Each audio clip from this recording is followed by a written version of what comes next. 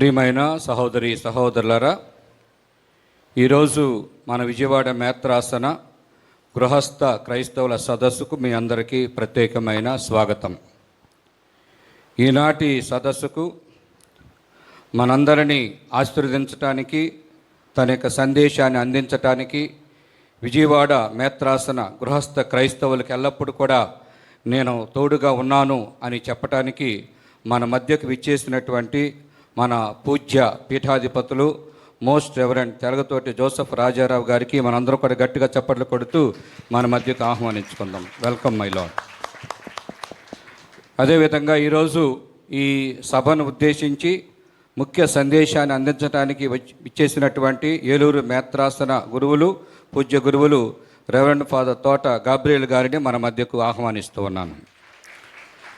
అదేవిధంగా మన విజయవాడ మేత్రాసన పాస్టల్ సెంటర్ డైరెక్టర్ గారు ఫాదర్ విజయరాజ్ గారిని, మన విజయవాడ మేత్రాసన social service centre director father Sunil గారిని, మన యూత్ డైరెక్టర్ ఫాదర్ తంబి గారిని, తలితాక్మి డైరెక్టర్ ఫాదర్ బోస్కో గారిని, ఇక్కడ బిషప్ గ్రాసి ప్రాంగణపు అదేవిధంగా బోర్డింగ్ డైరెక్టర్ ఫాదర్ వినయ్ గారిని, school Saint Joseph school English medium school correspondent father Prasad గారిని, అదేవిధంగా విచ్చేసినటువంటి ప్రతి ఒక్కరిని, ముఖ్యంగా మన మేత్రాసన గృహస్థ క్రైస్తవ సదస్సుకు రిప్రజెంటేటివ్కి వచ్చినటువంటి మీ అందరికీ, Catholic association representative Swaminatham Ravi గారులకు, అదే ఎల్ఎంసి కోఆర్డినేటర్ ప్రసాద్ గారికి, మన విమెన్ కమిషన్ కోఆర్డినేటర్ ఝాన్సీ గారికి, వచ్చినటువంటి ప్రతి ఒక్కరికి పేరు పేరున ప్రత్యేకమైనటువంటి స్వాగతం పలుకుతూ ఉన్నాను.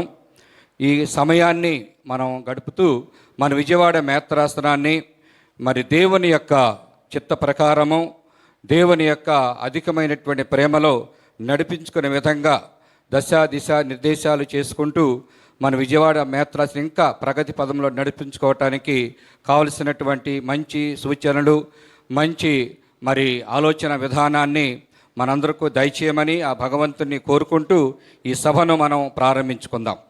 ముందుగా తలితాకమి గ్రూప్ తరఫున ఒక వెల్కమ్ డ్యాన్స్ ఉంటుంది. తరువాత అతిథులను ఇక్కడ ఆహ్వానిస్తూ ఉంటాం. అది అయిన తర్వాత ఉన్నటువంటి దీపస్తంభమును ఉన్నటువంటి దీపములు వెలిగించడం జరుగుతుంది. వచ్చినటువంటి 9 వికారియట్ రిప్రజెంటేటివ్ మేము పిలుస్తాము. దానికి ముందుగా దేవుని వాక్యాన్ని ఒక వాక్యం విని ఈ కార్యక్రమాన్ని మనం ప్రారంభించుకుందాం. పునీత పేతురు గారు రాసిన మొదటి లేఖ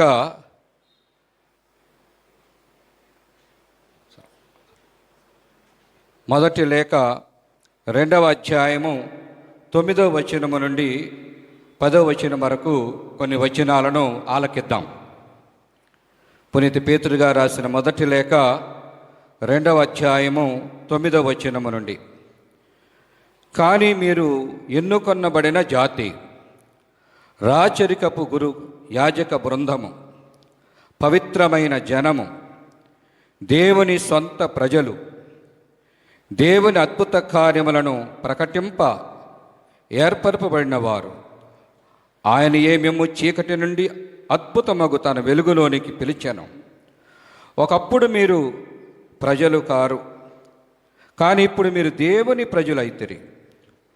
ఒకప్పుడు మీరు కనికరమును ఎరుగరు, కానీ ఇప్పుడు మీరు ఆ కనికరమును కనుగొనిరి. ఇది ప్రభువు వాక్కు.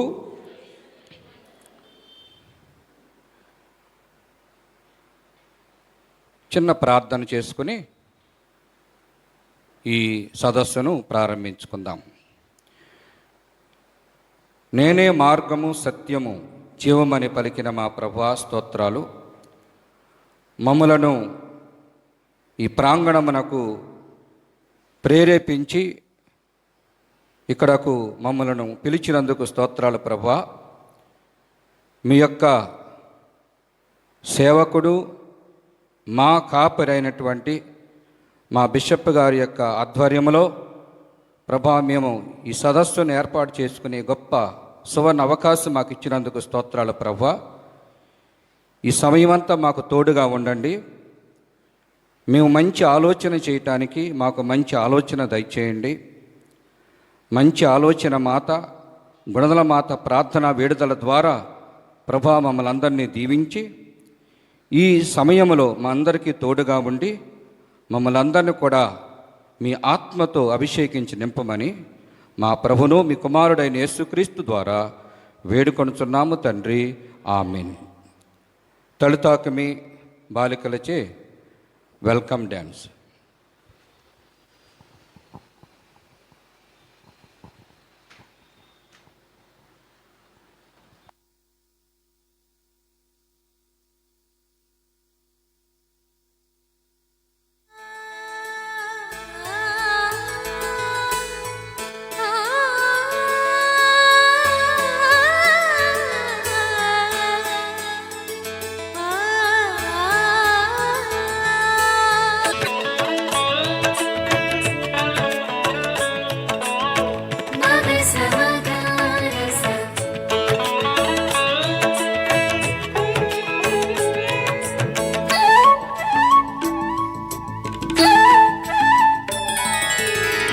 ఆశ్రిత జనపాలకా అరుదించెను ఈ అవనిపై. ఆశ్రిత జనపాలకా అరుదించెను ఈ అవనిపై.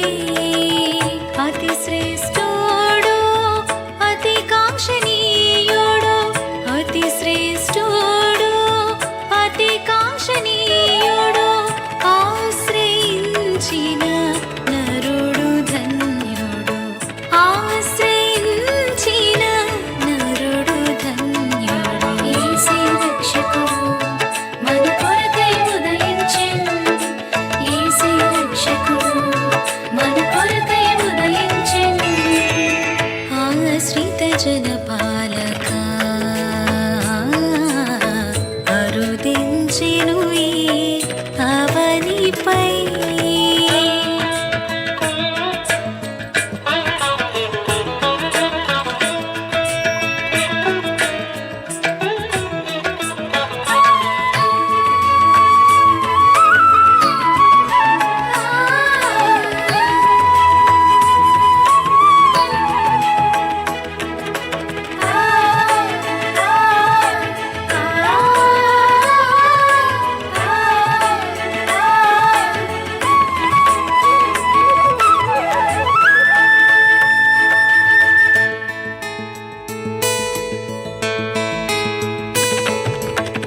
మహిమను విడచి మనిషిగా జనించే,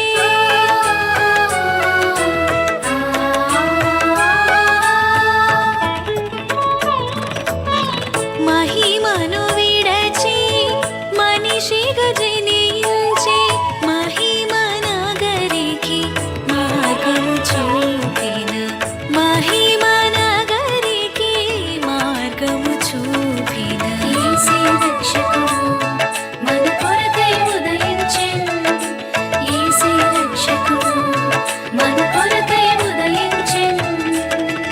ఆశ్రిత జనపాలకా అరుదించెను ఈ అవనిపై. జం తిరిగట తగ తిరిగట తక జం తిరిగట తగ తిరిగట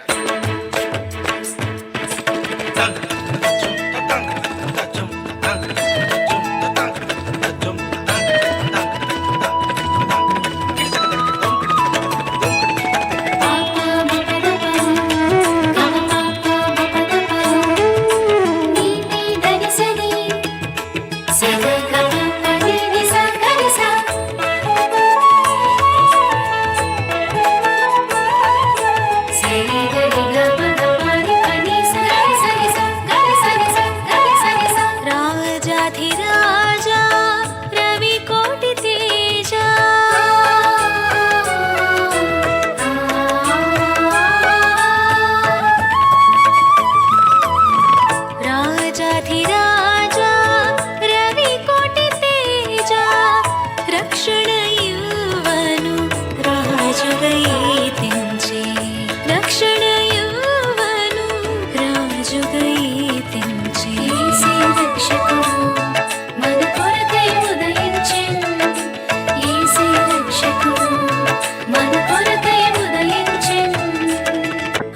ఆశ్రితజనపాలకా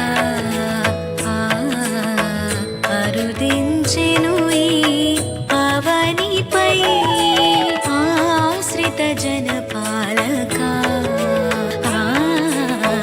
అరుదించెను ఈ అవనిపై అతి శ్రేష్ఠుడు అతి కాంక్షణీయుడు అతి శ్రేష్ఠుడు అతి కాంక్షణీయుడు ఆశ్రయించిన నరుడు ధన్యుడు ఆశ్రయించిన నరుడు ధన్యుడు యేసే రక్షకుడు మన కొరకై ఉదయించెను యేసే రక్షకుడు మన కొరకై ఉదయించెను ఆశ్రిత జనపాలకా అరుదించెను ఈ అవనిపై.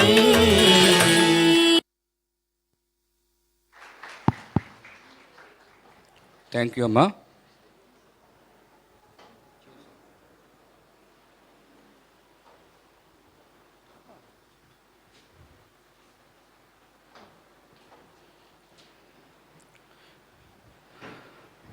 ప్రారంభ నృత్యం చేసినటువంటి తొలితాకమి బాలికలకు అందరూ చప్పట్లు కొడుతూ వారికి దీవిద్దాం. ఈనాటి సదస్సును మనం ప్రారంభించుకుంటూ ఉన్నాం. ముఖ్య అతిథులను మన మధ్యకు ఆహ్వానించుకుందాం. ఈరోజు మరి ఎంతో ప్రేమతో మన మధ్యకు విచ్చేసినటువంటి మన పూజ్య పీఠాధిపతులను మనం ప్రేమతో ఆహ్వానిద్దాం. అందరూ లేచి నిలబడి వారిని మన మధ్యకు ఆహ్వానించుకుందాం.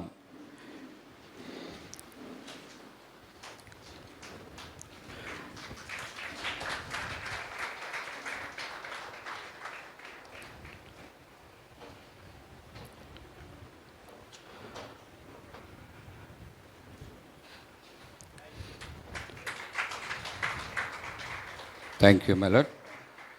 అదేవిధంగా రెవరెండ్ ఫాదర్ తోట గాబ్రియల్ గారిని మన మధ్యకు రావాల్సిందిగా ఆహ్వానిస్తూ ఉన్నాను.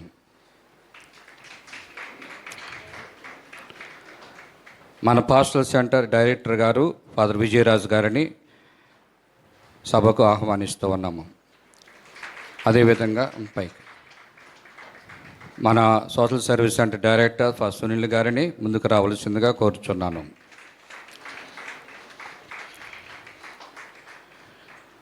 మన మహిళా కమిషన్ కోఆర్డినేటర్ ఝాన్సీ గారిని ఆహ్వానిస్తూ ఉన్నాను. మన విజయవాడ మేత్రాసన గృహస్థ క్రైస్తవుల రిప్రజెంటేటివ్ కోఆర్డినేటర్ నువ్వుల విజయరాజ్ గారిని ఆహ్వానిస్తూ ఉన్నాం.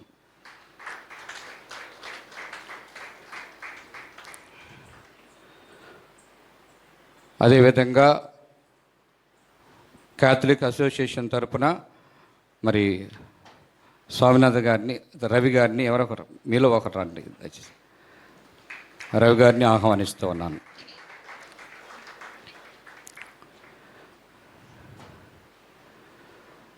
మన యూత్ డైరెక్టర్ తమ్మి గారిని కూడా పైకి రావాల్సింది కోరుచున్నాను.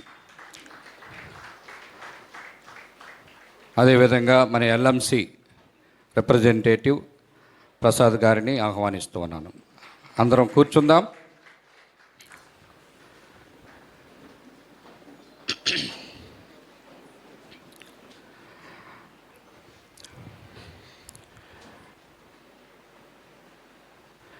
ఇప్పుడు ఈ మైలాడ్ కూర్చోండి. మైలాడ్ చెప్తా. మనందరికీ తెలుసు, ప్రతి కార్యక్రమాన్ని దీపాన్ని వెలిగించి మనం ప్రారంభించుకుంటాం. ఇది మన సాంప్రదాయం, ఆనవాయితీ. అయితే ప్రధానంగా ప్రభువు పలికిన మాటలను మనం జ్ఞాపకం చేసుకుంటాం. ఏమిటది? నేనే లోకమునకు వెలుగును, నన్ను అనుసరించువాడు అంధకారము నడవక జీవపు వెలుగును పొందుతారని చక్కని మరి గొప్ప వాక్యాన్ని ప్రభువు మనకు తెలియజేశారు. ఆ వెలుగైనటువంటి ప్రభుని మన మధ్యకు ఎప్పుడు కూడా ఆహ్వానించుకోవాలి. అయితే ఇక్కడ మనం వెలిగించి చాలా దీపాలు ఉన్నాయి. సుమారు ఇక్కడ 25 దీపాలు ఉన్నాయి.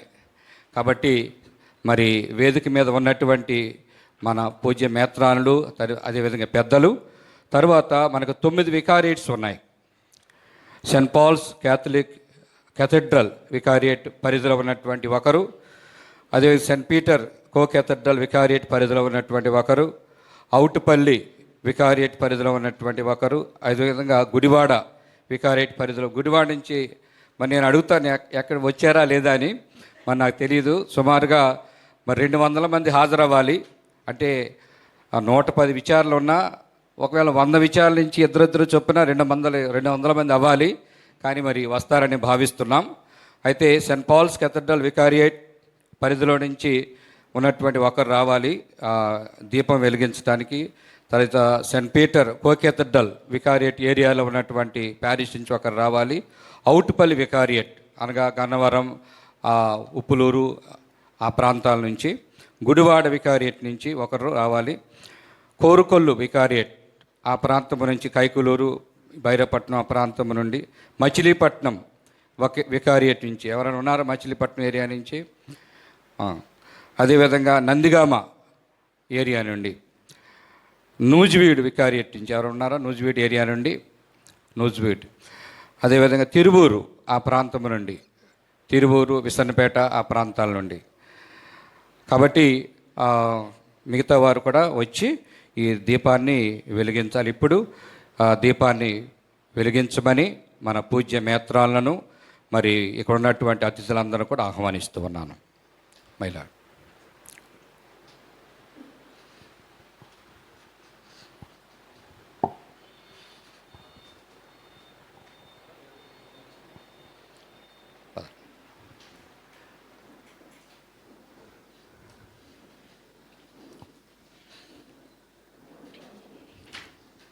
సెయింట్ పాల్స్ కేథడ్రల్ నుంచి వచ్చినటువంటి ఆ ఏరియా నుంచి వచ్చిన ఒకళ్ళ ముందుకు రండి.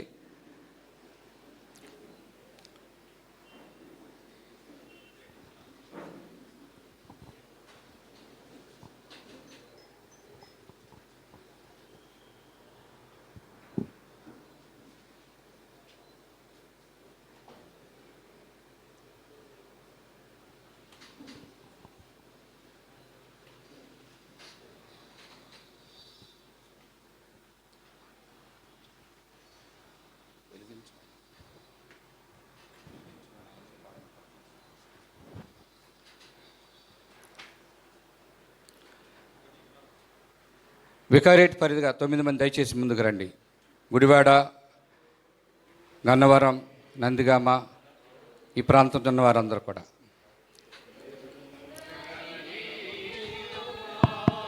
రండి రండి ముందుకు రండి. నాలోని ప్రేమ జ్యోతిని అవుటుపల్లి, సెయింట్ పీటర్స్ కో కేథడ్రల్ ఏరియా వారు, కొంతమంది మర్యాద సభ్యులు దయచేసి ముందుకు రండి. దివ్యనై ప్రకాశమీయగా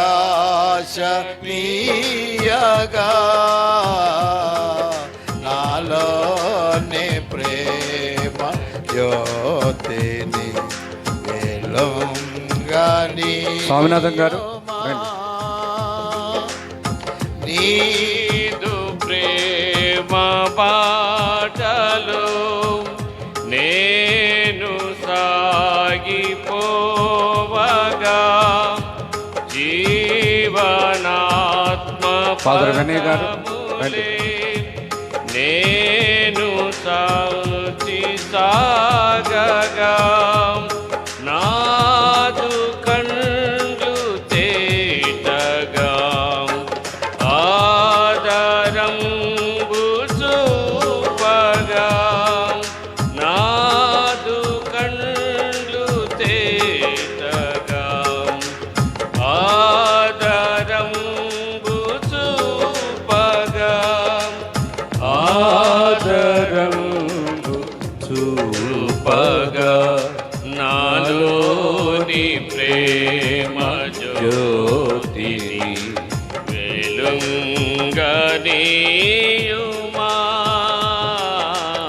నాలోని ప్రేమ జ్యోతిని వెలుగనీయుమా.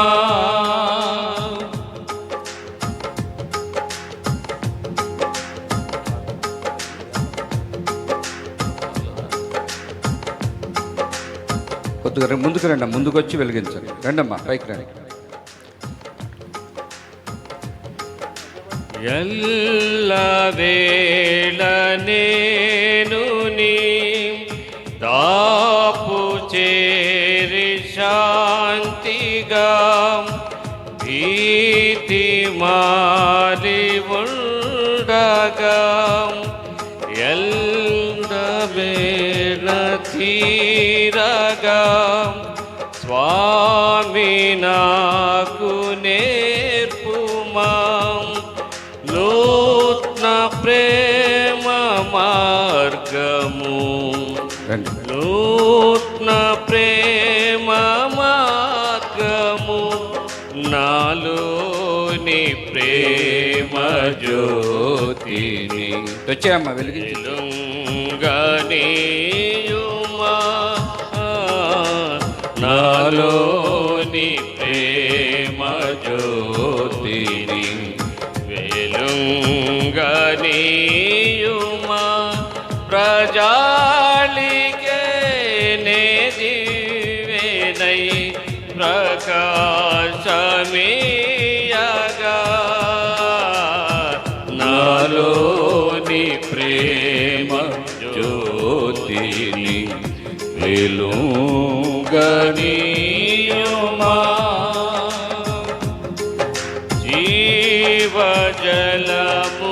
జీవజలమునియుమా జీవదాతగావుమా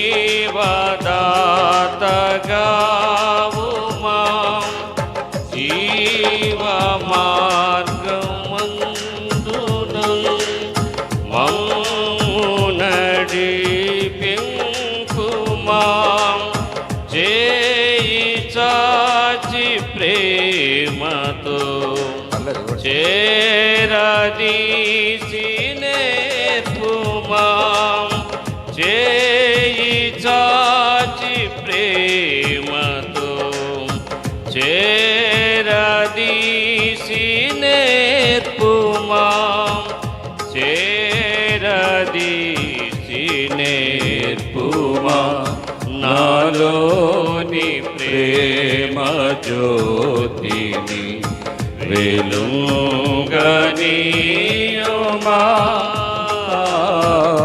నాలోని ప్రేమ జ్యోతిని వెలుగనీయుమా.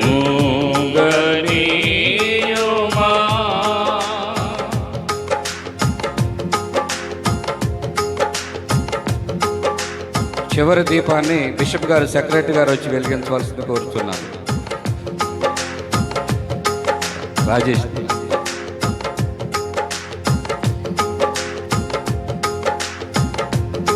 కూర్చుందాం.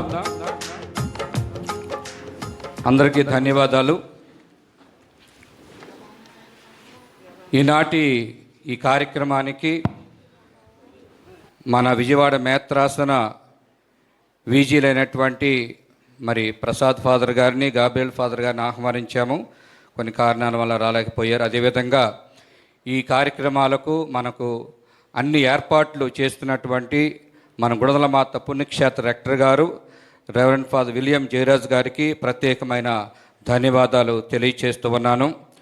ఈ ఏర్పాట్లన్నీ పర్యవేక్షిస్తున్నటువంటి ఫాదర్ వినయ్, అదేవిధంగా ప్రసాద్, ముఖ్యంగా వినయ్ గారికి, ప్రసాద్ ఫాదర్ గారికి ధన్యవాదాలు తెలియచేస్తూ మరి ఇక్కడ మన బిషప్ తండ్రి గారు తన యొక్క సందేశాన్ని అందించే ముందు మన మధ్య ఉన్నటువంటి ఫాదర్ తోట సునీల్ గారు మనందరికీ ప్రత్యేకమైన శుభాశీస్సులు అందజేయమని కోరుతూ ఉన్నాను. అదేవిధంగా మన ఎల్ఎంసి ప్రసాద్ గారు మీ అందరికీ విషెస్ చెప్పి తర్వాత మన తండ్రి గారి యొక్క సందేశాన్ని మనం ఆలకిద్దాం. ముందుగా ఐ రిక్వెస్ట్ ఫాదర్ సునీల్.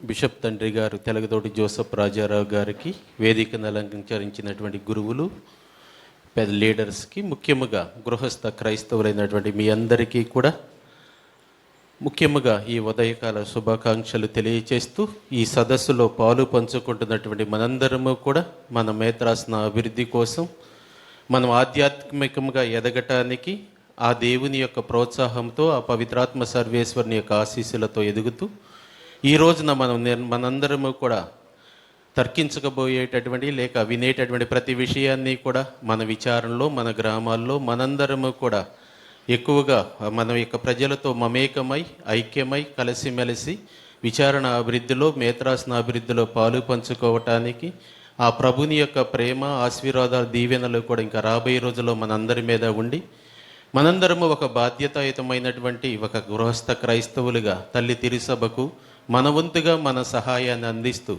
రాబోయే రోజుల్లో ఎంతో పటిష్టమైన, విశ్వాసపూరితమైనటువంటి ఒక గొప్ప సంఘముగా, ఒక విచారణగా, ఒక మేత్రాసనంలో మనందరము కూడా పాటుపడదామని మాటిస్తూ మీ అందరికీ కూడా ఈ రోజు జరిగేటటువంటి ఈ కార్యక్రమంలో, సదస్సులో అందరూ మంచిగా బాధ్యతాయుతముగా పాలు పంచుకోవాలని ఆశిస్తూ మీ అందరికీ కూడా శుభాకాంక్షలు తెలియజేస్తూ ఉన్నా. Thank you. అదేవిధంగా మన విమెన్ కమిషన్ ఝాన్సీ గారిని శుభాశిష్యులు అందజేయవలసింది కోరుతున్నాను. ప్లీజ్ కమ్ ఝాన్సీ గారు.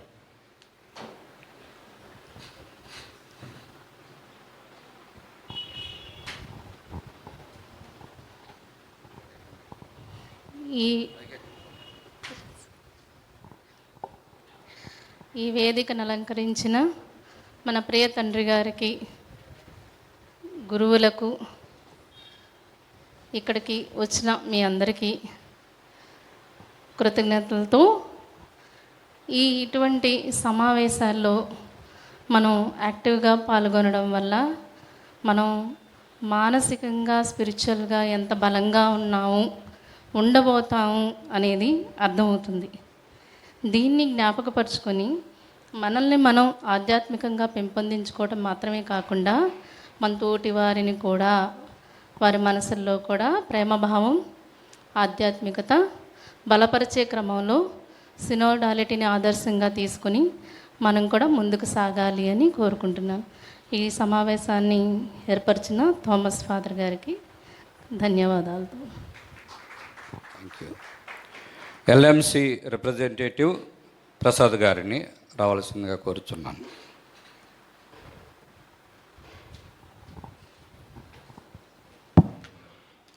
చాలా చక్కని వాతావరణంలో మనం ఉన్నాం. ముఖ్యంగా ఈరోజు ఈనాటి యొక్క కార్యక్రమానికి ఒక మాట బైబిల్ నుండి నేను తెలియపరుస్తున్నా మీ అందరికీ కూడా. ఈ తెలియపరిచే ముందుగా మన మేత్రాన్లైనటువంటి గౌరవనీయులు బిషప్ తండ్రి గారికి ప్రత్యేకంగా వందనాలు తండ్రి గారు. అదేవిధంగా ఏలూరు నుండి వచ్చినటువంటి మరి రెవరెండ్ ఫాదర్ గారికి ప్రత్యేకంగా మీకు వందనాలు. వేదిక మీద ఉన్నటువంటి దైవ సేవకులకు, మరి విశ్వాసులకు, దూర ప్రాంతం నుండి వచ్చినటువంటి వారికి, ముఖ్యంగా పట్టుదల కలిగి ముందుకు నడిపిస్తున్నటువంటి మరి లేటీ డైరెక్టర్ అయినటువంటి పసల్ థామస్ ఫాదర్ గారికి, విశాఖ నుండి వచ్చినటువంటి స్వామినాథన్ అన్నగారికి ప్రత్యేకంగా మీకు వందనాలు. నా జీవిత భాగస్వామివి నీవు, మా ప్రాణమునే పెనవేసుకున్నావు నీవు, నాకై సమృద్ధిగా నీ కృపలను పంచావు, నా యేసు రాజా కృపాసాగర అనంత స్తోత్రార్హుడా. హల్లెలూయా. ఇది యెహోవా యావే ఏర్పాటు చేసినటువంటి దినము. దీని యందు మనము ఉత్సాహించి ఆనందించుదము. దేవుని యొక్క ప్రియమైన ప్రియులారా, దినములు చెడ్డవి కనుక సమయమును పోనీయక అజ్ఞానుల వలె కాక జ్ఞానం కలిగిన బిడ్డలుగా నడుచుకోమని హెచ్చరిస్తుంది వాక్యము. ఫాదర్ గారు చెప్పినట్లుగా మొదటి పేతురు రాసినటువంటి లేఖన భాగాలలో ఆ యొక్క 9వ వచనాన్ని చక్కగా మంచి భావంతో కూడినటువంటి వాక్యాన్ని మనకు అందించినారు. మనమందరం కూడా పట్టుదల కలిగి ఏకాడికి ఫాదర్ల మీద మనం డిపెండ్ అయి ఉన్నాం, కానీ ఫాదర్లకు సహకరిస్తూ ఈ యొక్క మేత్రాసనాన్ని తండ్రి గారు చెప్పినటువంటి ఆ యొక్క మార్గములో మనం ముందుకి పయనిస్తే మన యొక్క సంఘము అభివృద్ధిలోకి వెళ్తుంది. అంతేకాదు తండ్రి గారి యొక్క పట్టుదల ఏంటంటే మరి ప్రతి ఒక్క సంఘము, ప్రతి ఒక్క కుటుంబము ఎదగాలి, ముందుకు సాగాలి. మనము భయపడక్కర్లేదు. దేవుని యొక్క ఆశీస్సులు, మరితల యొక్క దీవెనలు మనకున్నాయి. ఉన్నంత వరకు మనం ఎవరికి భయపడక్కర్లేదు. ఇటువంటి సమయంలో మనం ముందుకు సాగితే మంచిదనేటువంటి ఆ యొక్క భావంతో లేటీ డైరెక్టర్ గారికి మరి సహకరి ఎంకరేజ్ చేస్తూ ముందుకు నడిపించినందుకు మరొకసారి తండ్రి గారికి వందనాలు తెలియపరుస్తున్నాం. అదేవిధంగా వచ్చినటువంటి మీకు లేటీ డైరెక్టర్ గారికి ప్రత్యేకంగా వందనాలు తెలియపరుస్తున్నాం. Thank you. మన క్యాథలిక్ అసోసియేషన్ రిప్రజెంటేటివ్ రీజనల్ లెవెల్లో రవి గారిని విషెస్ చెప్పవలసిందిగా కోరుతున్నాను. లేదు చెప్పే టైం ఉండదు.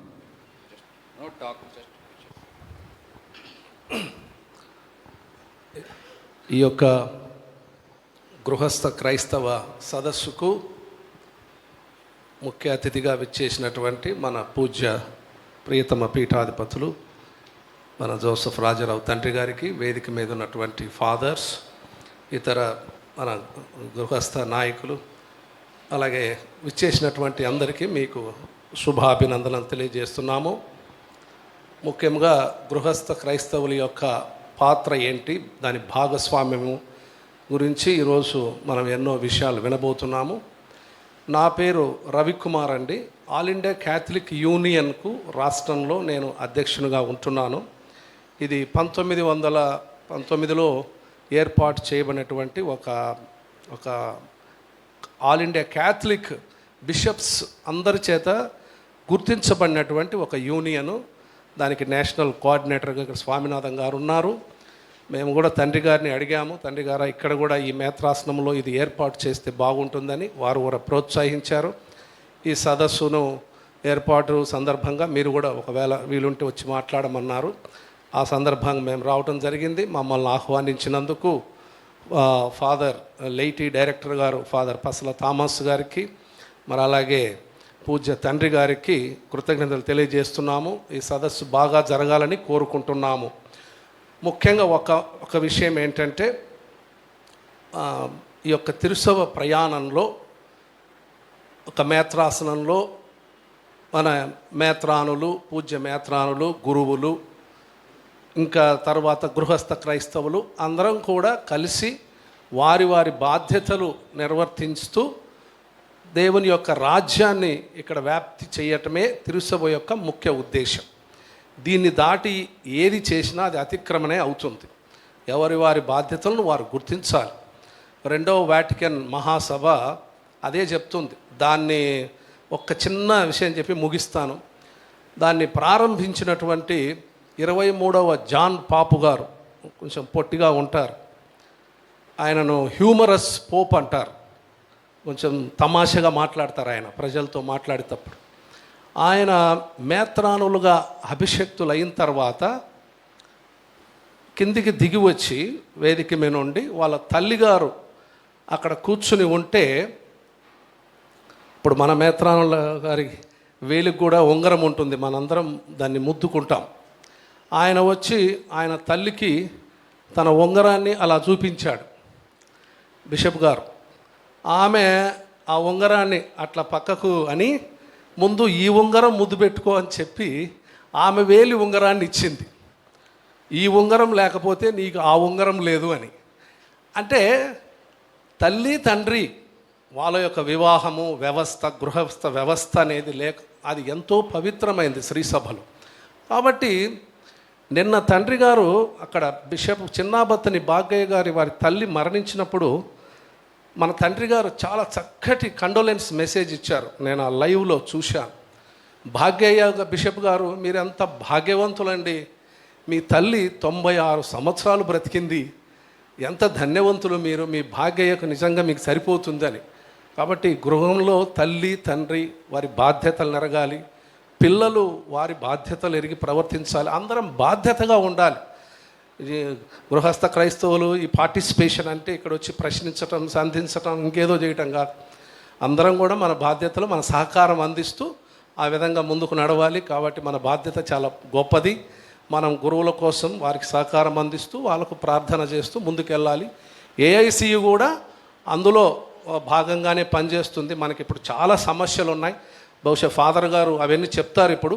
ఆ తర్వాత ఏదైనా ఒకవేళ సమయం ఉంటే నేను ఇంకొక 2 నిమిషాలు మాట్లాడతాను. ఈ అవకాశం ఇచ్చినందుకు లెయిటీ డైరెక్టర్ గారికి, తండ్రి గారికి అందరికీ కృతజ్ఞత తెలియజేస్తూ thank you fathers. Thank you Ravi. ఇప్పుడు అందరికన్నా చిన్నవాడు మన తంబి ఫాదర్ గారు, యూత్ డైరెక్టర్. ఆయనకు ఒక చిన్న రిక్వెస్ట్ ఉంది. ఏమిటంటే జూలై నెలలో 19వ తారీఖున మరి యువత సదస్సు మన విజయవాడ మేత్రాసనం తరపున ఏర్పాటు చేస్తున్నారు. ఆయన తండ్రి గారి చేతుల మీదుగా ఒక పోస్టర్ను విడుదల చేయాలని ఆయన ఆశిస్తున్నారు. కాబట్టి తండ్రి గారి యొక్క పర్మిషన్తో మరి యువత సదస్సు పోస్టర్ని ఆవిష్కరించవలసిందిగా కోరుచున్నాను. అది అయిన తర్వాత ఫాదర్ తోట గాబ్రియల్ గారు సందేశాన్ని అందిస్తారు. ఇది అయిన తర్వాత బిషప్ గారి అయిన తర్వాత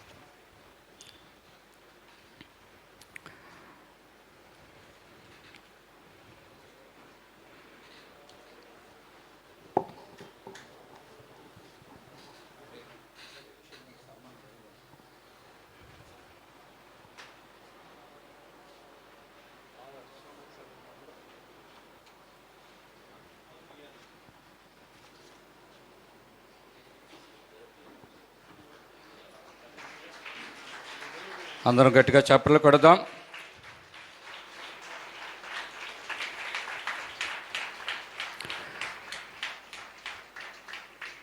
యువత రండి, కలిసి విశ్వాసాన్ని నిర్మించుకుందాం, విశ్వాసాన్ని ప్రకటించుకుందాం అనే నినాదంతో జూలై 19వ తారీఖున సదస్సు ఏర్పాటు చేస్తూ ఉన్నారు. ఇది జయప్రదం అవ్వాలని, మన బిషప్ తండ్రి గారి యొక్క ఆశీస్సులతో ఇది గొప్పగా జరగాలని అందరూ కోరుకుందాం. Thank you.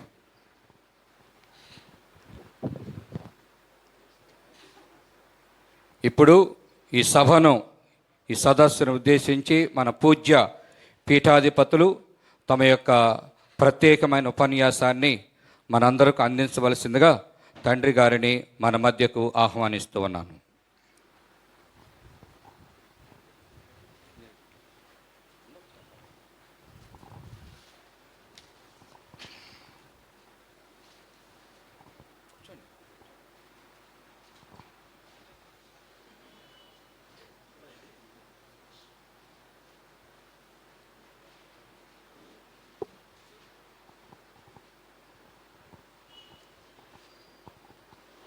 మీ అందరికీ నా శుభాశీస్సులు.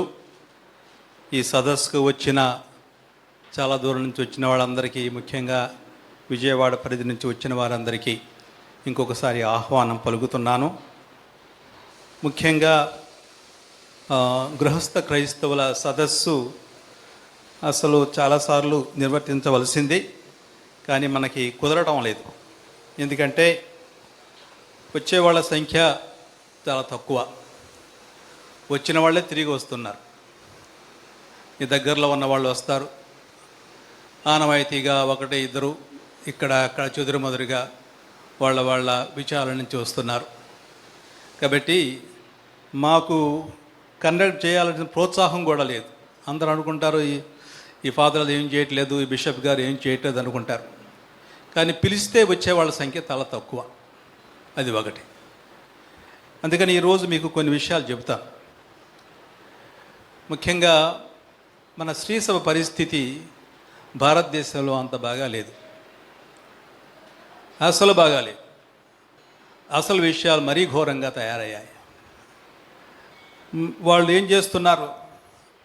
మొట్టమొదట వాళ్ళు మొదలుపెట్టింది ఏమిటంటే రాజ్యాంగాన్ని తిరిగి రాయాలి, ఆ రాజ్యాంగానికి బదులుగా మనుధర్మాన్ని మనం పాటించాలి, ఇది భారతదేశం, హిందూ దేశం అని మొదలుపెట్టారు. అందుకే మైనారిటీ అయిన మనం క్రైస్తవులం, మనకు చాలా బాధ ఉంది. ఆ బాధ ఏంటంటే ఇప్పుడు మన రాజ్యాంగ హక్కుల పరిరక్షణ గురించి మనం కొంచెం దాన్ని ఆలోచించాలి. ఒకవేళ హిందూ ధర్మం వస్తే మన గతి ఏమవుతుంది, మనల్ని ఎలా చూస్తారు, మన అస్తిత్వం ఎలా ఉంటుంది అనేది ఒక పెద్ద బాధగా ఉంది. కథోలిక శ్రీసభ అందరూ శ్రీసభలో ఉన్న ముఖ్యంగా గురువులు వాళ్ళతో పాటు ముఖ్యంగా పీఠాధిపతులు విషయాన్ని గురించి దీర్ఘంగా ఆలోచిస్తున్నారు. ఎందరినో కలుసుకొని ఏం చేయాలో దానికి వాళ్ళు చూస్తూ ఉన్నారు. రెండవది, మన ఆంధ్రదేశంలో బహుశా సౌత్లో ఇంత లేకపోయినా సరే నార్త్ ఇండియాలో దాడులు, క్రైస్తవుల మీద దాడులు విపరీతంగా జరుగుతున్నాయి. చంపేయడం, ముఖ్యంగా చర్చెస్ను కూల్చివేయడం, ఎక్కడ పెడితే అక్కడ మనుషులను కొట్టడం, చాలా ఇటువంటి పనులు జరుగుతూ ఉన్నాయి. అందుకని ఈ దాడుల నుంచి రక్షణ కల్పించాలని చాలాసార్లు ప్రైమ్ మినిస్టర్ గారికి, అదేవిధంగా హోంమంత్రి గారికి సిబిసిఐ తరపున తెలియజేయడం జరిగింది. వాళ్ళు ఏమంటారు, చెదురుమదురుగా వస్తున్నాయనిగా. చెదురుమదురుగా చాలా చోట్ల బాగా వస్తున్నాయి. ముఖ్యంగా ఉత్తరప్రదేశ్, ఛత్తీస్గఢ్, ఇంకా మిగిలిన రాష్ట్రాల్లో కూడా ఎక్కువ జరుగుతూ ఉన్నాయి. మన రాష్ట్రంలో కూడా జరుగుతుంది. ఈ విషయాన్ని గురించి మనకి అవగాహన కావాలి. మన క్రైస్తవ సమాజానికి, కథోలిక సమాజానికి అవగాహన కావాలి. మూడవది, మన ఈ మధ్యన వాళ్ళు FCRA, foreign contribution regulation act అని ఒకటి ఉందన్నమాట. అంటే ఏమిటంటే ఇతర దేశాల నుంచి మనకు అందే సహాయం దానిని ఆపివేయాలని ప్రయత్నిస్తున్నారు. అది ఎందుకంటే వాళ్ళు అనుకుంటున్నారు దాని ద్వారా మనం ఎక్కువ భాగ్యవంతులు అయిపోతున్నాము. వీళ్ళు లేనిపోని వాళ్ళకి, ఎవరికైతే కష్టాల్లో ఉన్నారో, ఎవరైతే నిరక్షరాస్యులో, ఎవరైతే అట్టడుగు వర్గాలో, ఈ అట్టడుగు వర్గాల వాళ్ళు ఈ చర్చి అనేది ముఖ్యంగా కథోలిక స్త్రీ సభ ముఖ్యంగా వాళ్ళని పైకి లేపుతూ ఉంది, వాళ్ళకి చాలా మద్దతు ఇస్తూ ఉంది. కాబట్టి ఇది మనం ఆపేవేయాలి అని చెప్పేసి, అదే కాదు ఒక కుట్ర మొదలైంది దానితో పాటు. ఆ కుట్ర ఏమిటంటే, ఇంతవరకు ఈ FCRA ద్వారా, ఈ ఫారిన్ కాంట్రిబ్యూషన్, ఇతర దేశాల నుంచి వచ్చిన సహాయం ద్వారా ఏవైతే సంస్థలు మనం ప్రారంభించామో ఆ సంస్థలను కూడా వాళ్ళు తీసుకోవాలని ప్రయత్నాలు చేస్తున్నారు. వచ్చిన అసెట్స్ అన్నీ, అంటే మనం దాని ద్వారా సంపాదించిన ఆస్తులన్నిటిని వాళ్ళే తీసుకోవాలని కూడా వాళ్ళు ఒక ఉత్తర్వు జారీ చేయాలని చేస్తూ ఉన్నారు. దాని తర్వాత ఇంకొక విషయం మనందరిలో ఇక్కడ మన దేశంలో విజృంభిస్తున్న విషయం ఏమిటంటే మత స్వేచ్ఛ. మనకు మత స్వేచ్ఛ లేదు. ఈ విధంగా తయారైతే ఎవరికి మనకు ఇచ్చిన ఆ రాజ్యాంగ హక్కు అందరికీ పోతుందన్నమాట. ఎవరికి ఏ ఇష్టం వారికి ఇష్టమైన మతాన్ని వాళ్ళు అవలంబించవచ్చు అనే హక్కుని నిర్మూలిస్తున్నారు. మత స్వేచ్ఛ లేకుండా పోతుంది. ముఖ్యంగా ఈ రోజుల్లో కూడా మన ప్రజల మీద దాడులు చేస్తారేమోనని మేము చాలా నెమ్మదిగా ఉండేవాళ్ళం. కానీ టైం వచ్చింది అనుకుంటున్నాను, మనం ఖచ్చితంగా ఈ విషయానికి మనం వాళ్ళకి తీరాల్సిందే. ఎందుకంటే ఈ మత స్వేచ్ఛ అనేది పోతుంది. వాడెవడో యూట్యూబ్లో మాట్లాడుతూ ఉంటాడు, వాడి పేరేంటి, పిలకేసుకొని ఉంటాడు వాడి పేరేంటి, వాడు మాట్లాడుతూ ఉంటాడు. వాడిని గురించి కొన్ని మాట్లాడుతూ ఉండాలి, గట్టిగా మాట్లాడుతున్నాం, బుద్ధి చెప్పాలి. ఒకవేళ దగ్గరికి వస్తే వాడికి ఏం తెలిసావు. అందుకని ఆడపిల్లలు, మగవాళ్ళని సరే వాళ్ళు మాట్లాడుతూ ఉండాలి వ్యతిరేకంగా. చివరిగా సమానత్వం. అందరూ సమానులే. 21వ శతాబ్దంలో ఉన్నాం మనం. ఇంకేంటి అసమానతలు ఇక్కడ? నువ్వు గొప్ప, మేము తక్కువ అంటే అసలు ఈ అసమానత్వం మాకు ఎందుకు? అలా ఎవడు నువ్వు ఇలా క్రియేట్ చేయడానికి?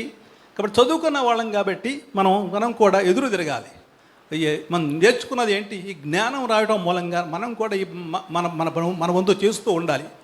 దాన్ని ముఖ్యంగా మన దగ్గర నుంచి రావాలి. ఎందుకంటే బడుగు వర్గాలు ఎవరైనా వేరే మతాల్లో ఉంటే వాళ్ళకి మనకున్న ఈ ఫార్మేషన్ లేదు. ఫార్మేషన్ అంటే ఇన్స్ట్రక్షన్. అంటే వాళ్ళకి ప్రతి ఆదివారం పిలిచి వాళ్ళకి కొన్ని విషయాలు చెప్పే వాళ్ళు ఎవరో లేరు. ఎందుకంటే అది ఒక సామాజికమైన మతం కాదు, అది మనది సమాజపరమైన మతం.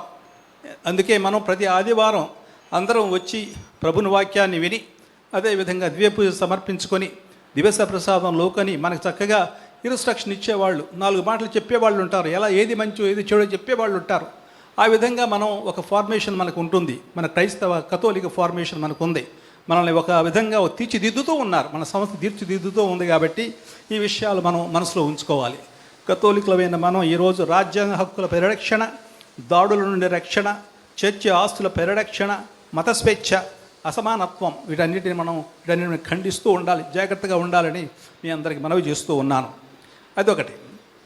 రెండవ విషయం ఏంటంటే, నేను కథోలికుల గృహస్థ క్రైస్తవులుగా మన శ్రీ సభలో జరుగుతున్న విశేషాలని కొంచెం మనం పట్టించుకోవాలి. ఈ మధ్యన మన లయోపాపు గారు ఒక పత్రాన్ని విడుదల చేశారు. అది ఏమిటంటే మహోన్నత మానవత్వం అనే ఒక పత్రాన్ని విడుదల చేశారు. మాగ్నిఫికా హ్యుమానిటాస్ అని, మహోన్నత మానవత్వం. ఆ పత్రంలో ఆయన ఏఐని గురించి, ఆర్టిఫిషియల్ ఇంటెలిజెన్స్ గురించి మాట్లాడారు. నేను మొన్న ఈ మధ్యన బెంగళూరు వెళ్ళినప్పుడు అక్కడ రిట్రీట్ చేస్తున్నాను. నాతో పాటు కొంతమంది ఇంజనీర్స్ కూడా వచ్చారు. అక్కడ వాళ్ళు కూడా రిట్రీట్ చేస్తున్నారు. అనుకోకుండా మేము కాన్వర్సేషన్ మొదలుపెట్టాం. మాట్లాడుతూ ఉంటే వాళ్ళు అన్నారు, ఆ అమ్మాయి ఒక లీడర్ అనమాట పెద్ద సంస్థలో. ఓ, మీ చర్చి కూడా మాట్లాడుతుందా ఆర్టిఫిషియల్ ఇంటెలిజెన్స్ గురించి? మేం మాట్లాడిపోవడం ఏంటమ్మా చెప్పాను అనమాట. మాకు తెలియంది ఏముంది, మాకు అన్నీ తెలుసు అని చెప్పాను. మా సంస్థల్లో కూడా ఉన్నాయి కదా, ఇంజనీరింగ్ కాలేజ్ ఉన్నాయి కదా, అక్కడ కూడా ఏఐ ఉంది కదా, అనేక మంది ప్రజలు కూడా మా స్టూడెంట్స్ కూడా చదువుకుంటున్నారు కదా, మాకు తెలియకపోవటం ఏంటి, శ్రీ సభకి అన్ని విషయాలు తెలుసు అని చెబుతూ ఉన్నారనమాట. చెప్పి అలా మాట్లాడుతుంటే వాళ్ళు ఆశ్చర్యపోయారు. ఈ మహోన్నత మాగ్నిఫికాలో ఇది ఆయన ఇచ్చిన మొదటి సామాజిక బోధనా పత్రం. ఆయన దీని గురించి ఏం మాట్లాడుతున్నాడు? ఏఐ అంటే కృత్రిమ మేధస్సు. ఏఐ అంటే ఏమిటి? కృత్రిమ మేధస్సు. ఈ కృత్రిమ మేధస్సు ఎంత సహాయం చేస్తుంది మనకి? బాగానే సహాయం చేస్తుంది. ఈ రోజుల్లో గూగుల్కి వెళ్ళి నాకు ఫలానా విషయం మీద నాకు హోమిలీ కావాలి అంటే ఏమంటారు తెలుగులో, అది కావాలని నేను టైప్ కొడితే వెంటనే నాకు రెండు పేజీలు ఇచ్చేస్తుంది. అది నేనేం చేయని అవసరం లేదు, మొత్తం ఇచ్చేస్తుంది. ఇక నేను అలా చేస్తే ఏమవుతుంది? నేను మీ విషయాలను గ్రహించి మన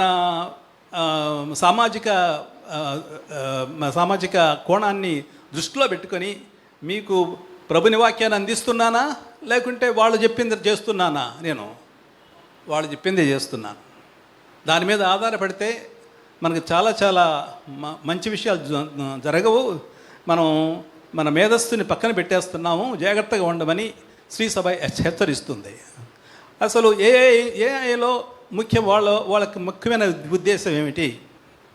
మామూలుగా మనం అయితే మామూలుగా వ్యక్తులు చదువుకున్న వ్యక్తులు వాళ్ళు దేనికోసం ఎదుగుతూ ఉంటారు? సత్యం కోసం ఎదుగుతూ ఉంటారు. కొన్ని విషయాలు నాకు అర్థం కావాలి, అసలు సత్యం ఏంటి, దీని లోపల ఉన్న నైజం ఏంటి అని మనం ఎదుగుతూ ఉంటాం. చదువుకున్నది అందుకే కదా. ఏదైతే వాట్ ఈజ్ మనకి నచ్చింది ఏది, నచ్చంది ఏది రీజనబుల్గా ఉంటుంది, ఏది అన్రీజనబుల్గా ఉంటుంది, దేన్ని మనం తీసుకోవచ్చు, దేన్ని మనం తీసుకోకూడదు అని కొంచెం పరిగణించి సత్యాన్ని తెలుసుకోవడానికి ప్రయత్నిస్తూ ఉంటాం. ఏఐలో అది కాదు. ఏఐ చేసేది ఏంటంటే, ఈ కృత్రిమ మీద చేసేది ఏంటంటే, ఎవరు ఎఫిషియంటు, ఎంతమంది తొందరగా చేయగలడు, నా ప్రక్కన వాడు 2 నిమిషాల్లో చేశాడు, నేను 1 నిమిషంలో చేస్తాను. అది ఎలా జరుగుతుంది? అది ఒక సూత్రాలు వాళ్ళు సమర్పించి, ఆ సూత్రాలు అనే వాటిని ఒక చిన్న క్లిక్లో క్రోడీకరిస్తారు వాళ్ళు. నేను ఇక్కడ ఒక క్లిక్కు, అక్కడ ఒక క్లిక్కు, నాకు ఆన్సర్ వచ్చేస్తుంది. వాడుతూ ఉంటాను, నీకు 90 సెకండ్లు పట్టింది, నాకు 45 సెకండ్లే పట్టింది. నీకు 3 రోజులు పట్టింది, నాకు 1 రోజే పట్టింది. కాబట్టి నేను ఈ ఫార్ములాస్ బాగా వినియోగించాను. కాబట్టి ఏ యొక్క ముఖ్య ఉద్దేశం అంటే, ఒక సత్యాన్ని కనుగొనడం కాదు, ఎవరు ఎఫిషియెంట్ అని ఒకళ్ళ మీద ఒకళ్ళు పోటీ పడుతున్నారు అంతే. చివరికి సత్యాన్ని తెలుసుకుంటున్నామా లేదా? తెలుసుకోం, మనకు తెలియదు అసలు. ఎందుకంటే ఆ ఉన్న సూత్రాలు మనకు సత్యాన్ని చెబుతున్నాయో అసత్యాన్ని చెబుతున్నాయో మనకు తెలియదు. కాబట్టి అదే కనుక న్యాచురల్గా చేస్తూ ఉంటే ఎలా మనం ఒక సత్యాన్ని కనుక్కుంటాం? చదువుకుంటాం మొట్టమొదట. ఈ పుస్తకం చదువుతాం, ఆ పుస్తకం చదువుతాం, ఈ ఆధారం చదువుతాం, ఆ ఆధారం చదువుతాం, మళ్ళీ ఒక దగ్గరికి వెళ్ళి వాళ్ళని క్రిటిసైజ్ చేసుకుంటూ ఉంటాం. ఇది మంచిది కాదు, ఇది మంచిది కాదు, ఇది మంచిది కాదని బాగా ఎక్స్పీరియన్స్ ఉన్న వ్యక్తుల్ని మనం సంప్రదిస్తూ ఉంటాం. మనం రాసిన దాన్ని ఇంకొకరిని చదవమని వాళ్ళకి సమర్పిస్తాం. తర్వాత బాగా తెలిసిన వ్యక్తులు మనకి వాళ్ళ క్రిటిక్ని మనకి ఇచ్చి చివరికి అబ్బాయి మీరు చెప్పింది తప్పు, ఇందులో కొన్ని ఒప్పులు ఉన్నాయి, కొన్ని తప్పులు ఉన్నాయి, కాబట్టి కరెక్ట్ చేసుకోవాలని మనకు సమర్పించిన తర్వాత చివరికి మనం ఏదో కొన్ని రోజుల తర్వాత ఒక విషయాన్ని దాని యొక్క సత్యాన్ని గ్రహిస్తూ ఉంటాం. ఆ ప్రాసెస్ అనేది ఇక్కడ లోపిస్తుంది. అందుకని నువ్వు చిన్నపిల్లాడు, వాడు నీకంటే గౌరవ చేసేస్తున్నాడు మ్యాథమెటిక్స్. ఎందుకంటే వాడికి ఏమున్నాయి, క్లిక్స్ ఉన్నాయి అంతే. ఇక్కడ క్లిక్, అక్కడ క్లిక్, 2 క్లిక్, 4 క్లిక్లు వాడు అనుకుంటున్నాడు నాకు నీకంటే తెలుసు పెదనాన్నగారు. నీకేం తెలుసు తాతయ్య, నీకు నాకంటే బాగా తెలుసు, నాకంటే నీకేం తెలియదు తాతయ్య, నీకేం తెలియదు, నాకే ఎక్కువ తెలుసు అంటున్నాడు. ఎట్లా చేస్తున్నాడు వాడు, క్లిక్స్, ఇక్కడ క్లిక్, అక్కడ క్లిక్. కానీ చెప్పండి వాడికి, అరే నీకు గుడింతాలు వచ్చా, నీకు ఇది మళ్ళీ ఏమంటారు మన ఎక్కాలు తెలుసా నీకు, చెప్పరా, 21 అని చెప్పరా, లేదా 19 అని చెప్పరా అంటే ఏం చేస్తాడు, లేదు జంతనాయ్ అది వాడికేం తెలియదు. ఇలా ఉందన్నమాట. అందుకని వాళ్ళు ఏమంటున్నారంటే ఏఐ అనేది మనం సత్యాన్ని గురించి తెలుసుకోవడానికి మన సహాయం చేయటం లేదు.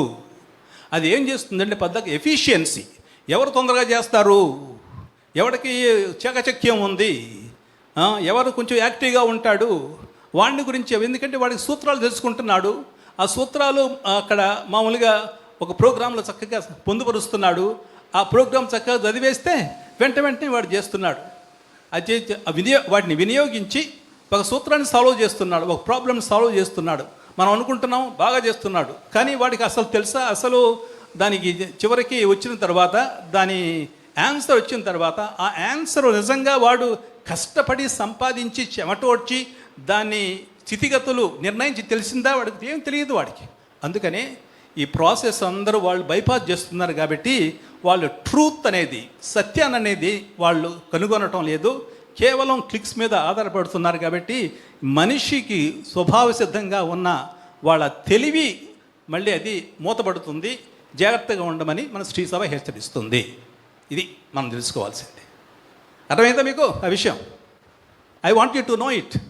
శ్రీ సభ దీని గురించి ఆలోచిస్తూ ఉంది, మనం తెలుసుకోవాలి దీన్ని. అలా మళ్ళా ఇంకొక విషయం, ఈ పత్రాన్ని, మహోన్నత మానవత్వం అనే పత్రాన్ని ఇంకా తెలుగులోకి మేము అనువాదం చేయలేదు. పెద్దది, ఒక 4 చాప్టర్స్ ఉన్నాయి. వాటిని చేయాలని నేను చూస్తాం ఏం చేయాలో. ఎందుకంటే ఇప్పుడే ఒక పెద్ద పని తీసుకున్నాను నేను. ఇది చేయాలంటే కుదరదు తొందరగా వెంటనే, కానీ ఏదో విధంగా మనం చేయాలి దాన్ని. దానికంటే ముఖ్యమైనది మన పరిశుద్ధ ఫ్రాన్సిస్ పాపు గారు ఏం చేశారు, ఆయన తన పాంటిఫికేట్లో ఆయన మన జగద్గురులుగా ఉన్నప్పుడు చాలా పత్రాలు రాశారు. ఆ పత్రాల్లో ముఖ్యమైనది కుటుంబాన్ని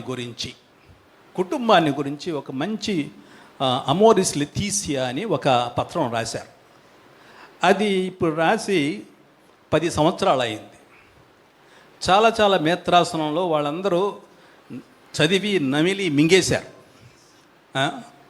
మన తెలుగు మేత్రాసనంలో చదివిన వాడు లేడు, తెలుసుకున్న వాడు లేడు, అసలు మింగడం అందుకే ఎవరికి మింగుడు పడలేదన్నమాట. సరే, ఒకవేళ అక్కడ ఉన్న లోపల ఉన్న కష్టాలు ఏంటంటే తొందరగా అందించే నాదుడు లేడు మనకి. ఇంతలో నాకేం జరిగిందంటే, నేను నేషనల్ కాన్ఫరెన్స్ ఆఫ్ బిషప్స్లో సిబిసిఐలో నేను ఫ్యామిలీ కమిషన్లో మెంబర్ అనమాట. నేను 3 బిషప్లు ఉంటారు, నేను అందులో ఒకడిని అనమాట. వాళ్ళు అన్నారు, ఏంటి ఫాదర్, ఏంటి బిషప్ గారు మీ దగ్గర ఏం చేయట్లేదా అంటే, నేను ఏం చేయమంటారని చెప్పాను. ఎందుకంటే మనకు టీసీబీసీ అక్కడ ఒక ఆయన ఉంటారు, ఒక బిషప్ గారు ఉంటారు, ఆయన ఫ్యామిలీ ఇన్ఛార్జ్ అనమాట. ఇదివరకు ఉన్న వాళ్ళు ఇంకొక కొత్త వాళ్ళు వచ్చారు, అన్నీ చేస్తూ ఉన్నారు, కానీ దీన్ని మటుకి తెలుగులోకి అనువదించలేదు. సరే, నాకు విసుగు పుట్టి నేనే మొదలుపెట్టాను అనమాట. దీన్ని తర్జుమా చేయటం మొదలుపెట్టాం. సగం పైగా అయిపోయింది. తర్వాత వెంటనే బహుశా ఈ నెలాఖరికి కానీ వచ్చే నెల మధ్య జులై మధ్యకు కానీ అది ఈ ఆనందమయ ప్రేమ అని ఆ పుస్తకాన్ని నేను రాయబోతున్నాను. అది గృహస్థ క్రైస్తవులు అందరూ చదవాలి దాన్ని. ఎందుకంటే అది శ్రీసభ మా శ్రీసభ మన కుటుంబాన్ని గురించి ఏమి చెబుతుంది, మన క్రైస్తవ కుటుంబాలు ఎలా ఉండాలి, భర్తలు ఎలా ఉండాలి, భార్యలు ఎలా ఉండాలి, కుటుంబాలు ఎలా ఉండాలి, వాళ్ళ ముఖ్యమైన బాధ్యత ఏంటి, శ్రీసభలో వాళ్ళ బాధ్యత ఏంటి అనే విషయాల గురించి చాలా బాగా చెబుతున్నారు. ఆ విషయం మీకు తొందరగా అందిస్తానని మీ అందరికీ నేను హామీ ఇస్తున్నాను. తొందరగా వచ్చేస్తుంది. అది ఒక ముఖ్యమైన విషయం నేను తెలియజేస్తున్నాను. అందుకే ఈ సందర్భంలోనే ఇంకో విషయం, పెళ్ళిళ్ళు గృహస్థ క్రైస్తవులకే తెలియాలి ఈ విషయాలు బాగా. పెళ్ళిళ్ళలో చాలా అవకతవకలు జరుగుతూ ఉన్నాయి.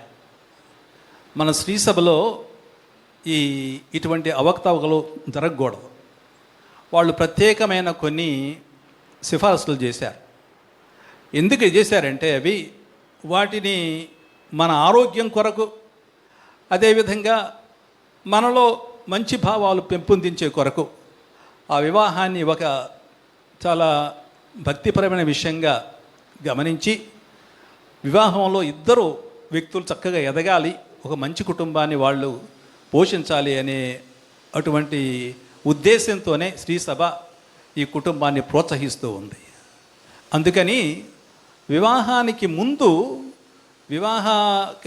దానికి తయారయ్యే సదస్సులు కూడా ఏర్పాటు చేస్తూ వచ్చింది. కొన్ని మేత్రాసనాలలో అది బాగానే జరుగుతుంది, కానీ మన మేత్రాసనంలో జరగటం లేదు, విజయవాడ మేత్రాసనంలో జరగటం లేదు. నేను వచ్చిన క్రొత్తలో ఫాదర్ గారు నియమించాను. ఆ ఫాదర్ గారు 2 సంవత్సరాలు ఆయన ప్రయత్నం చేశారు. ప్రయత్నం చేస్తే వచ్చేవాళ్ళ సంఖ్య తగ్గిపోతూ ఉంది. రాను వచ్చారు కేదండి, వచ్చి మీరు ఈ సదస్సులో పాల్గొనాలి, మీరు వచ్చిన కపుల్స్ అందరూ చక్కగా వాళ్ళు నేర్చుకొని వివాహానికి సిద్ధం అవ్వాలని చెప్పినా కూడా అది చాలామందికి అది స్ఫురించడం లేదు. అందుకని వివాహ బాధ్యత తెలుసుకుంటే ఈ పుస్తకం మనకి ముఖ్యంగా చాలా సహాయం చేస్తుంది. వివాహమైన వాళ్ళు చదువుకొని వివాహం కాబోయే ఎవరైతే 1 సంవత్సరంలో వివాహం చేసుకోబోతున్నారో వాళ్ళని ఈ సదస్సులకు ఆహ్వానించి వాళ్ళందరినీ మంచి క్రైస్తవులుగా తీర్చిదిద్దే అవకాశం మనకు అది దయచేస్తుంది ఈ సదస్సు. అందుకని మీరు దీనికి కూడా కొంచెం ప్రోత్సహించాలని నేను మీ అందరికీ మనవి చేస్తూ ఉన్నాను. మన మేత్రాసనంలో కూడా ఇవి మొదలు పెడతారు. వివాహానికి తయారయ్యే సదస్సులు మొదలు పెడతారు. అది ముఖ్యంగా ఈ అపోస్తలిక ప్రబోధాత్మక పత్రం ఆనందమయ ప్రేమ మనకి చాలా ఎంకరేజ్ చేస్తుంది ఎలా చేయాలో అనే విషయాలు కూడా. కాబట్టి ఈ 2 విషయాలు, శ్రీసభ మన స్థానిక శ్రీసభ మనకున్న కష్టాలని, మనకు ఎదుర్కొంటున్న కష్టాల గురించి పట్టించుకుంటుంది. రెండవది మన జగద్గురువులు ఈ మహోన్నత మానవత్వాన్ని ఒక విశ్వలేఖ రాశారు. అదేవిధంగా ఆనందమయ ప్రేమని వ్రాసిన ఒక పత్రాన్ని ఈ తెలుగులో అనువదించబోతున్నాం మేము. తొందరలో ఇదంతా మీ చేతికి వస్తుంది. వీటన్నిటిని స్వీకరించి మీ వంతు మీ బాధ్యతలు మీరు నెరవేర్చాలని మిమ్మల్ని అందరినీ మనపూర్వకంగా కోరుతూ ఉన్నాను.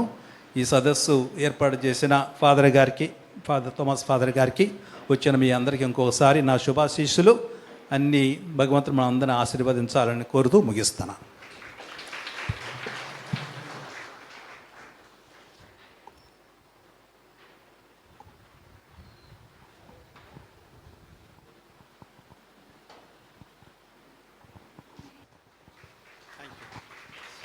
ఒక్క విషయం నేను మర్చిపోయాను ఇందాక ఏఐని గురించి మాట్లాడేటప్పుడు. చాలా ప్రాక్టికల్ విషయం. ఈ ఆర్టిఫిషియల్ ఇంటెలిజెన్సు ముఖ్యంగా ఎంతో సహాయం చేస్తుంది. అందుకని ఏమైపోతుందంటే ప్రతి ఇంట్లో స్క్రీన్ టైం ఎక్కువైపోయింది. స్క్రీన్ టైం అంటే అది వాచింగ్ అనమాట. టెలిఫోను, టెలివిజను, కంప్యూటరు చూస్తే ఆ స్క్రీన్ టైం ఎంత టైం గడుపుతున్నారో అక్కడ. మన చిన్నపిల్లలు ఎంత టైం గడుపుతున్నారు చూడండి. ఆ పిల్లాడు చిన్నాడు ఉన్నాడు, వాడికి మనం ఫోన్ ఇచ్చే వరకు నిద్రపోడాడు. ఫోన్ ఇచ్చామంటే ఆడు వెంటనే నిద్రపోతాడు, ఊరుకుంటాడు, ఎవరిని డిస్టర్బ్ చేయడు అనమాట. ఈ స్క్రీన్ టైం ఇది అసలు టెస్ట్. ఇది ఏఐ మూలంగా స్క్రీన్ టైం ఎక్కువైపోయింది. ఇంట్లో అమ్మతో మాట్లాడు, నాన్నతో మాట్లాడు, ఎవరితో మాట్లాడు, ఒక్కడే ఉంటాడు. అట్లాగే ఆడపిల్లలు మగపిల్లలు ముఖ్యం కంప్యూటర్ ఉంటే కంప్యూటర్తో ఆటలాడుతూ ఉంటారు. ఆటలు కాదు పాటలు కాదు ఏదో సినిమాలు చూస్తూ ఉంటారు, లేనిపోయిన చూడకూడని చూస్తూ ఉంటారు. వాళ్ళ ప్రపంచం వాళ్ళదే అయిపోతుంది. స్క్రీన్ టైం ఇదంతా స్క్రీన్ టైం. ఈ స్క్రీన్ టైంని మనం మన ఫ్యామిలీలో కట్ చేయాలి.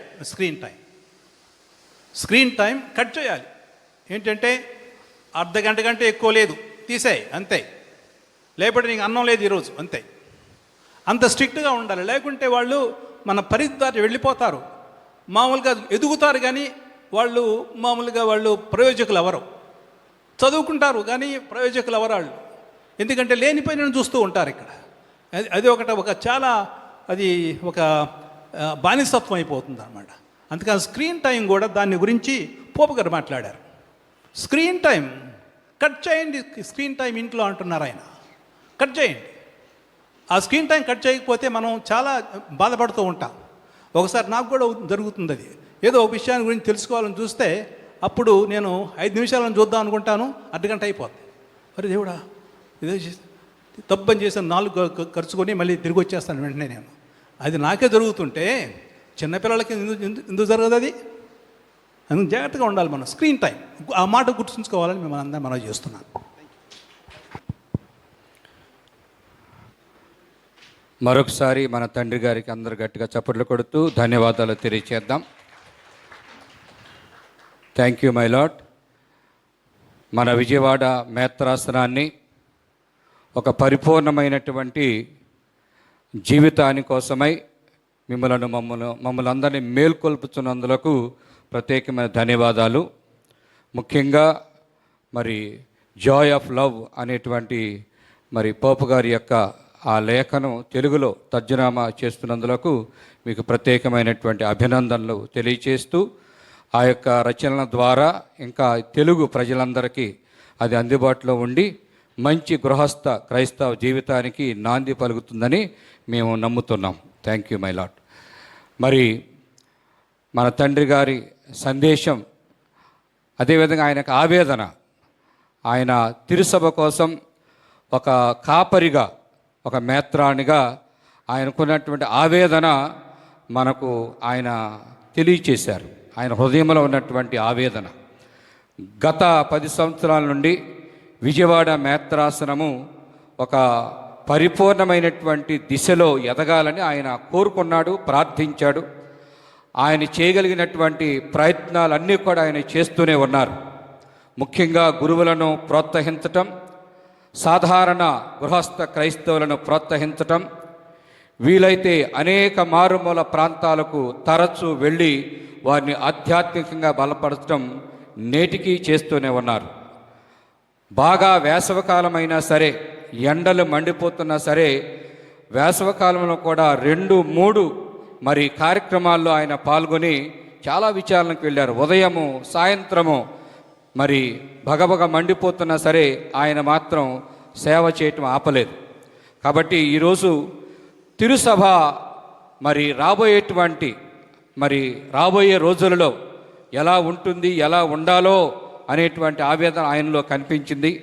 కాబట్టి ఖచ్చితంగా మనం ఇలాంటి కాపరుల యొక్క స్వరాన్ని మనం వినాలి.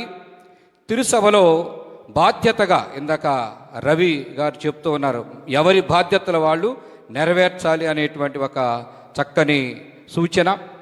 కాబట్టి ఈరోజు మనం విజయవాడ గృహస్థ క్రైస్తవ విశ్వాసులుగా కాపరికి ఒక మాట ఇద్దాం. అవును తండ్రి గారా, మేము కూడా మేల్కొనటానికి సాయశక్తులా ప్రయత్నిస్తాం, మేము కూడా నోరు మెదపటానికి ప్రయత్నిస్తాం. అనేక మంది మన విశ్వాసం మీద, మన మత ధర్మం మీద అనేక మంది దాడి చేస్తున్నారు. అసలైన స్వేచ్ఛ మీద, మానవ స్వేచ్ఛ మీద కూడా చాలామంది దాడి చేస్తున్నారు. మనువాదం అనే పేరుతో ఏదైనా అవనేయండి. కాబట్టి స్వేచ్ఛ ఉండాల్సిన దేశంలో స్వేచ్ఛ లేకుండా పోతుందనే ఆవేదన ఆయనలో కనిపించింది. ఖచ్చితంగా ఆ స్వరముతో మన స్వరము కూడా కలిపి మనం కూడా ముఖ్యంగా ఈ లోకల్ ఈ విజయవాడ మేత్రాసన పరిధిలో మన వంతు మరి లీడర్స్గా నాయకులుగా మనం కూడా కంకణం కట్టుకొని చేయి కలిపి ఏ విధంగా మన యొక్క ధర్మాన్ని మన యొక్క విశ్వాసాన్ని బలపరుచుకోవటానికి మన ప్రయత్నాలు మనం చేస్తూనే ఉండాలి. ఇలాంటి మరి కాపరులు మనకు పిలుపునిచ్చినప్పుడు మనం స్పందించాలి. ఈ రోజుతోనే అయిపోకూడదు. మన విచారణకు వెళ్ళి తండ్రి గారు ఇచ్చిన సందేశాన్ని పంచుకోవాలి. మన విచారణలో మీరు ఒక రిప్రజెంటేటివ్గా వచ్చారు, ఇద్దరో ఒకలో వచ్చారు, మీరు ఇక్కడ వదిలేసి వెళ్ళిపోకూడదు. మీ విచారణకు వెళ్ళినప్పుడు మన తండ్రి గారు ఇలా ఆవేదన పడ్డారు, ఈ విషయాల గురించి ఆయన మనకు బోధించారు, కాబట్టి దీని గురించి మనం ఆలోచన చేయాలి, కాస్తంత మనలో చలనము కలగాలి, మనలో కూడా చైతన్యము కలగాలి అని చెప్పి మీరు కూడా నాయకత్వాన్ని వహించాలి. కాబట్టి తండ్రి గారికి ప్రత్యేకమైన ధన్యవాదాలు తెలియచేస్తూ, తండ్రి గారా ఖచ్చితంగా గురువులుగా అదేవిధంగా గృహస్థ క్రైస్తవులుగా మరి మీతో మేము ఏకీభవిస్తున్నాం. మా వంతు మా బాధ్యత చేయటానికి మేము ఖచ్చితంగా ప్రయత్నం చేస్తాం.